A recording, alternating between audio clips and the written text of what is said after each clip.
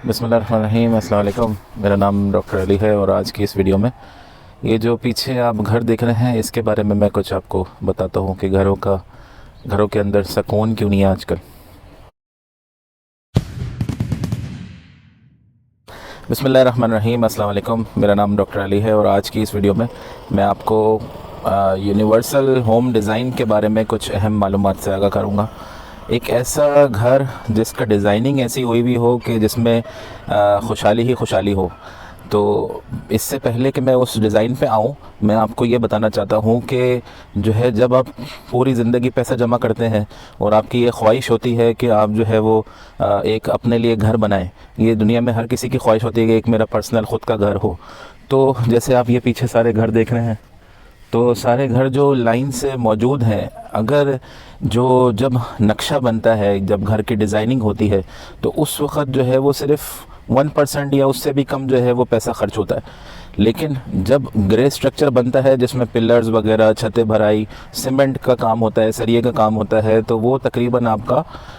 50 to 60% ख़र्चा उसमें होता है और रिमेनिंग जो है वो समझ लें 40% जो आपका ख़र्चा है वो फिनिशिंग पे होता है। जैसे मार्बल लगाना, इलेक्ट्रिक लाइटों का काम और वगैरह वगैरह दूसरी चीज़ें, कारपेंटर हो गया, दूसरी चीज़ें। तो ये जब आप 99% जो है फॉर एग्ज़ाम्पल सारा ख़र्चा अपने घर बनाने पे कर रहे हैं, लेकिन जो 1% जो चीज़ है ना, जिसमें आपने नक्शा डिज़ाइन करना है, घर का जो मैप है कि भाई कमरों का साइज़ क्या होना चाहिए और कितने कमरे होने चाहिए और क्या वो हमारे इंसानों के हिसाब से फंक्शनल है, अगर जॉइंट फैमिली सिस्टम है तो उसके लिए फ़ायदेमंद है या इंडिपेंडेंट लोगों के लिए फ़ायदेमंद है। तो नक्शे पे गौर करना, 1% ख़र्चे पे गौर करना घर बनाने से पहले बहुत ज़्यादा इम्पॉर्टेंट है। इसी पॉइंट को मैं आपको बताना चाहता हूँ ताकि आप लोग भी इस पे सोचें और गौर व फिक्र करें, क्योंकि जब अल्लाह ताला ने दिमाग दिया है और गौर व फिक्र इंसान करता है तो बहुत सारे मसले उसके हल हो जाते हैं। खैर, तो अगर आप दूसरी बात ये सोचें कि जब आप जो है वो सारी इन्वेस्टमेंट कर देते हैं उस घर में, तकरीबन 2 से 3 जनरेशन जो है वो आपकी जो है उसी घर में रहेंगी। ठीक है, अब जो है अगर घर का डिज़ाइन गलत बन गया तो फिर जो है वही 2 या 3 नस्लें आपकी जो है उस घर में जब रहेंगी तो आपस में तकरार होगी, फ्रिक्शन होगी, रगड़ होगी, लड़ाई झगड़े होंगे, एक दूसरे की इज़्ज़त नहीं होगी और जो है वो एक दूसरे से दूरियां पैदा होंगी। इसके बरअक्स अगर आपने डिज़ाइन अच्छा बना लिया और उस पर पैसा खर्च किया और फिर एक एंड रिज़ल्ट निकल के आता है एक अच्छे डिज़ाइंड घर की शक्ल में, तो फिर आपको उसका फल मिलता है। इसकी मिसाल जो है वो आपको बेतहाशा चीज़ों में मिल सकती है, जैसे कुकिंग है। अगर आप जो है अच्छी प्लानिंग से एक खाना पकाएंगे तो आप बड़े पैमाने पे भी पका सकते हैं, लेकिन अगर आपके अंदर जो है वो चीज़ों की प्लानिंग नहीं है तो फिर जो है वही चीज़ डिज़ास्टर भी हो सकती है। यूनिवर्सल होम डिज़ाइन की अगर मैं बात करूं तो जैसे आपने पिछली वीडियो मेरी देखी होगी जिसका लिंक भी मैं डिस्क्रिप्शन में डालूंगा, वो उसमें आपको मैंने बताया कि घर का मकसद क्या होता है। लेकिन जब आप घर बनाने की सिचुएशन या पोजीशन में हो और तो फिर आपको क्या करना चाहिए, यूनिवर्सल होम डिज़ाइन की क्या क्या चीज़ें हैं बेसिक। जैसे घर के 3 बड़े मकसद हैं, जो एक स्लीप साइकिल, एक आपका फूड साइकिल और एक कपड़ों का साइकिल। तो इसी तरह जो आपका बेडरूम है वो एक स्पेस है, तो उस स्पेस को आप जब बेड लें तो भले आप उसको सोफ़ा कम बेड भी ले सकते हैं, जिससे वो स्पेस आपकी वर्क स्पेस में भी यूटिलाइज हो सकती है। सेकेंडली, आपका जो बेडरूम है वही सुकून की जगह होती है, स्लीप साइकिल। तो उसमें जो है वो आप इस तरह से डिज़ाइन करें कि जो है वो उसके साथ एक छोटा वॉशरूम हो, जिसे हाफ़ वॉशरूम कहते हैं, तो कमोड या WC और बेसन, ताकि आपका जो है वो ये दिन में 2-3 दफ़ा यूज़ होता है तो जो है वो सही आपका इस्तेमाल हो जाए, लेकिन उसमें जो है वो शावर नहीं होना चाहिए। और इसके बाद जो आपका जो कपड़ों का साइकिल है तो वो एक प्रॉपर रूम होना चाहिए, और आपके बेडरूम और आपके जो क्लोथ साइकिल का कमरा है जहाँ कपड़े और अपने ड्रेसिंग और तैयार होना है, तो उसके बीच में जो पार्टीशन है वो आप जो है वो ग्लास डोर का, शीशे के दरवाज़ों का लगा सकते हैं। तो उससे ये होगा कि जब आप बेडरूम में रहेंगे तो स्पेशियस होगा और जो आपका AC का बिल वगैरह भी कम आएगा, कंजप्शन क्योंकि कम होगी।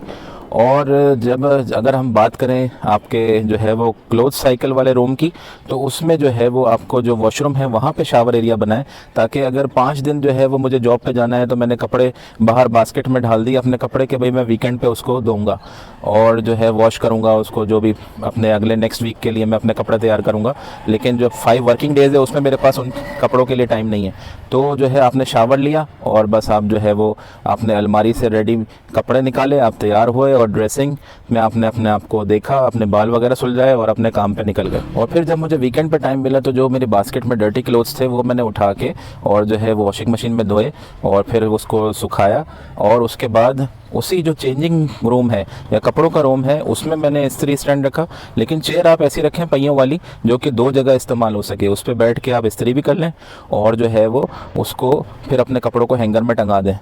खैर, तीसरा जो मकसद है वो घर का, वो है आपका फूड साइकिल, जो कि पूरी ज़िंदगी कभी आपका इन तीनों साइकिल से जान नहीं छूटेगी। तो फूड साइकिल में आपका जो है वो पेंट्री जैसे अंग्रेज़ लोग बोलते हैं, या स्टोर जैसे हम राशन लेके आते हैं, तो वो एक स्टोर होना चाहिए। और उसके अलावा किचन का जो एरिया है वो इस तरह से आपका डिज़ाइनिंग होनी चाहिए कि जो है आपका फ़्लो ना टूटे, मतलब काम करते हुए आपका जो है वो सिलसिला या तसलसल ना टूटे। तो ऐसा डिज़ाइन जो है वो अगर आप किचन का बनाएंगे, जो कि मैं अपनी नेक्स्ट वीडियो में आपको बताऊंगा किस तरह का डिज़ाइन होना चाहिए किचन का, तो जो है वो इस तरह का अगर आप किचन का डिज़ाइन बनाएंगे तो आपको खाना पकाने में और अपना खाना मैनेज करने में इस फूड साइकिल को ज़िंदगी भर आसानी होगी। इवन अगर आप लेडीज़ 2 मियाँ बीवी इस यूनिट में रह रहे हैं तो वो जो है वो बहुत अच्छी तरह अपने आप को मैनेज कर सकेंगे। आप लेडीज़ से बोलेंगे एक नहीं तो वो 2 खाने पका देंगे, क्योंकि जब सुकून होता है तो प्रोडक्टिविटी ज़्यादा होती है। तो बाकी जो खाना बच गया उसको कोल्ड स्टोरेज में रख दें। इसके अलावा जो है वो एक छोटा सा हिस्सा ऐसा होना चाहिए जो कि आपका सर्दियों के कपड़े रखने का स्टोरेज होना चाहिए, रज़ाइयाँ, कंबलें वगैरह वगैरह। क्योंकि जो है जैसे कराची शहर में मैं हूँ तो यहाँ पे तो तकरीबन 8 to 9 मंथ्स जो है वो गर्मी पड़ती है, बाकी तकरीबन 4 to 5 मंथ्स ही ठंडे होते हैं, 4 मंथ्स के लें तो उसमें जो है वो आप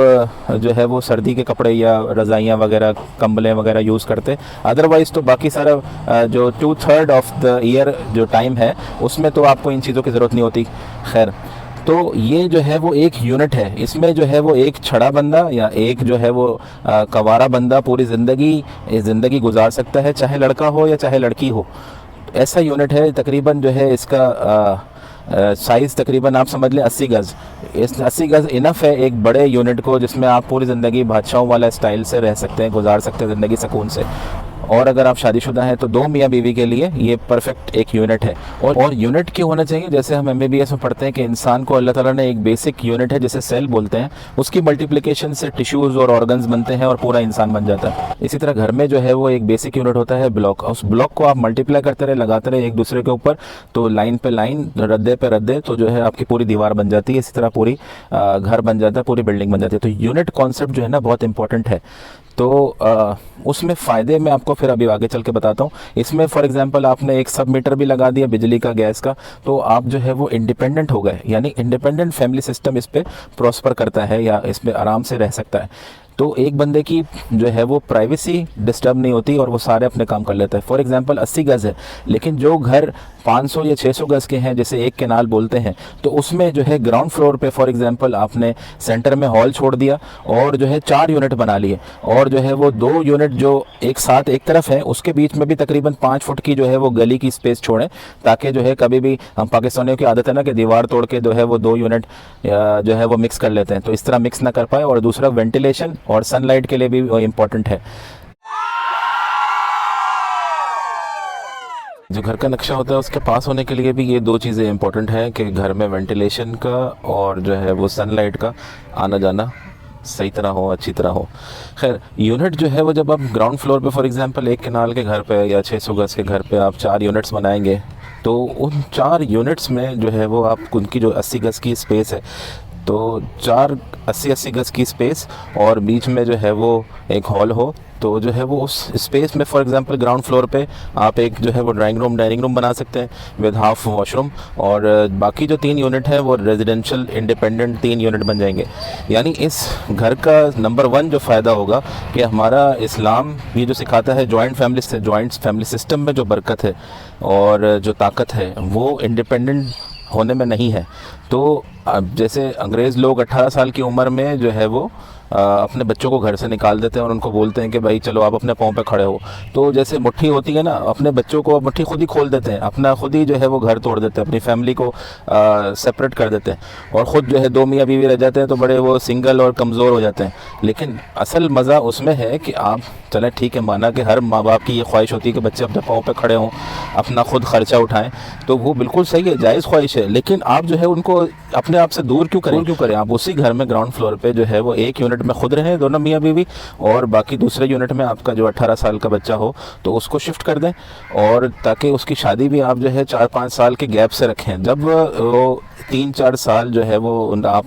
उनके पे करें बिल, क्योंकि उसका सब मीटर बिजली का अलग होगा, गैस का अलग होगा, तो यूटिलिटी बिल्स फादर पे कर दे, सपोर्ट कर दे, और जो ग्रोसरी है और जो कुकिंग है और जहाँ तक खाने पकाने की टेंशन है तो उनकी मदर उनकी हेल्प कर दे अपने बेटे की, जब तक वो ये चीज़ें खुद पकाना ना सीख जाए। जैसे मैंने बताया था ना पिछली वीडियो में कि अलीगढ़ यूनिवर्सिटी में हर बच्चे को, चाहे वो लड़का है चाहे लड़की है, अपने काम करने खुद आने चाहिए, किसी पे डिपेंड नहीं करना चाहिए। तो खैर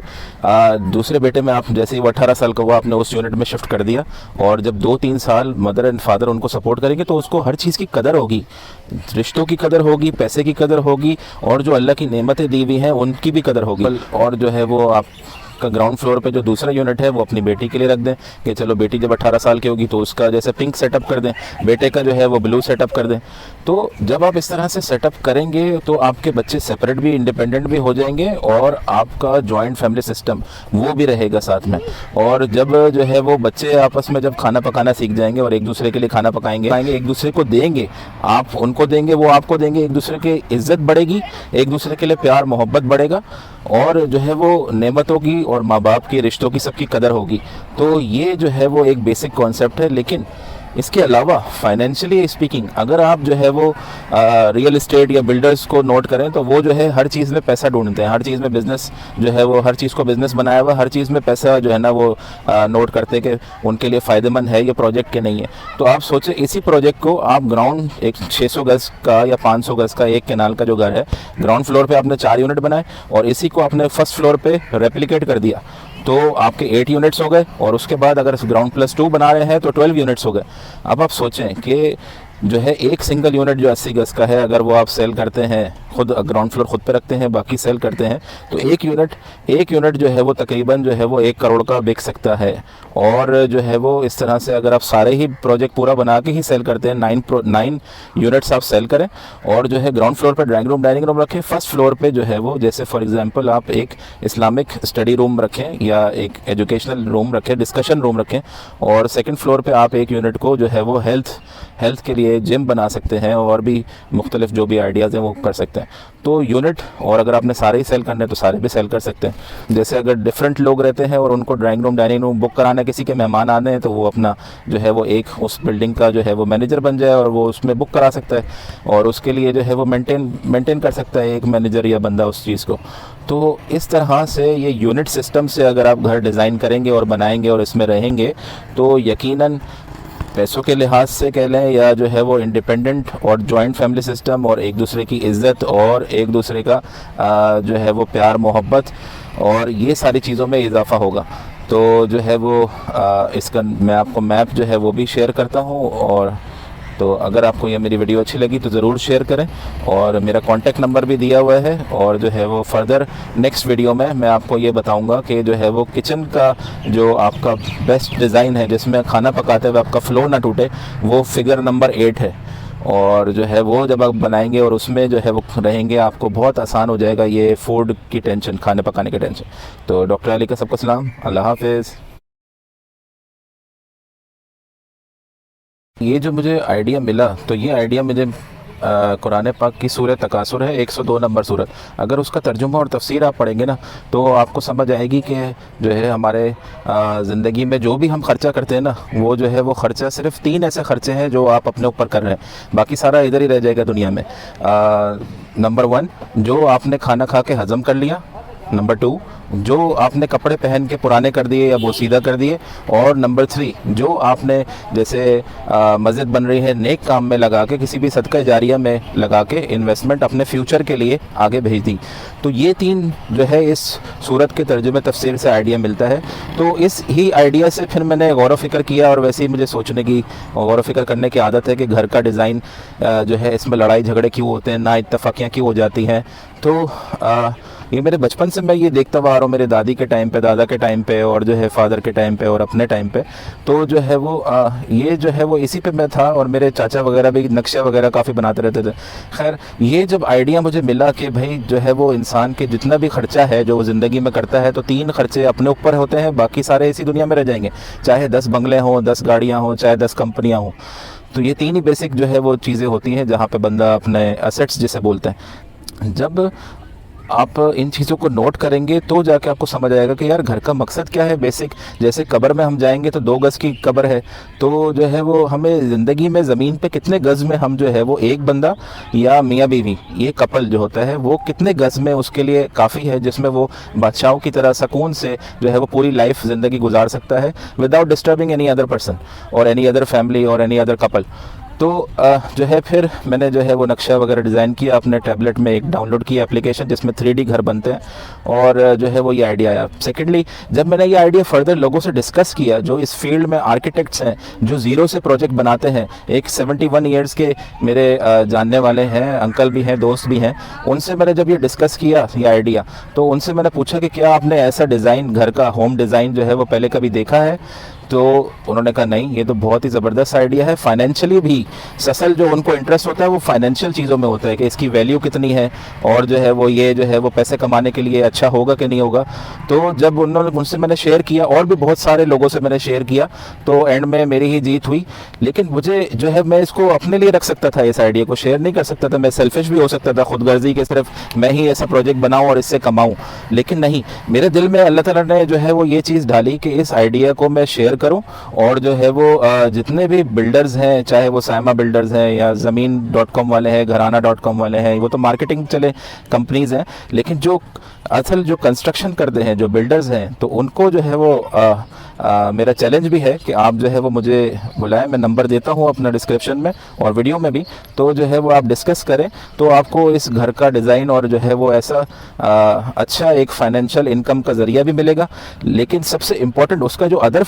जो बेनिफिट्स हैं वो ये कि सोसाइटी में हमारे जो है वो सुकून और इत्मीनान आएगा। तो ये मुझे अल्लाह ताला ने आइडिया दिया कि दिल में ढाला कि जो है वो इस आइडिया को बेलौस शेयर करूं, ताकि जिसके भी जो है वो कैपेबिलिटी है, जिसके पास भी फाइनेंशियल स्ट्रेंथ है, जो इस आइडिया को जो है वो पाए तकमील तक पहुंचा सकता है, तो उससे जो है इन दी एंड जो रिज़ल्ट है वो हमारी सोसाइटी को फ़ायदा होगा। और जो है जैसे बहरिया टाउन वाले हैं या और हैं, तो एक सोसाइटी जो है ना, लास्ट पॉइंट मैं बोलते चलूँ कि सोसाइटी जो है वो बहुत एक अच्छा मॉडल होता है किसी भी चीज़ को कंट्रोल करने का। तो जैसे तकरीबन 300 घर की एक सोसाइटी हो फॉर एग्जांपल, तो उसमें आप इस तरह के प्रोजेक्ट्स बनाएं और आप देखें उसका फिर फ़ायदे। और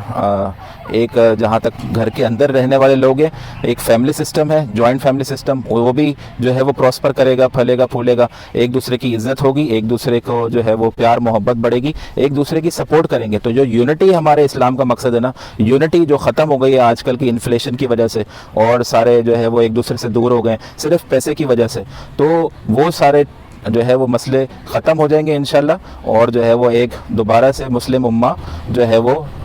स्ट्रॉन्ग बन के दोबारा से उभरेगी। तो ये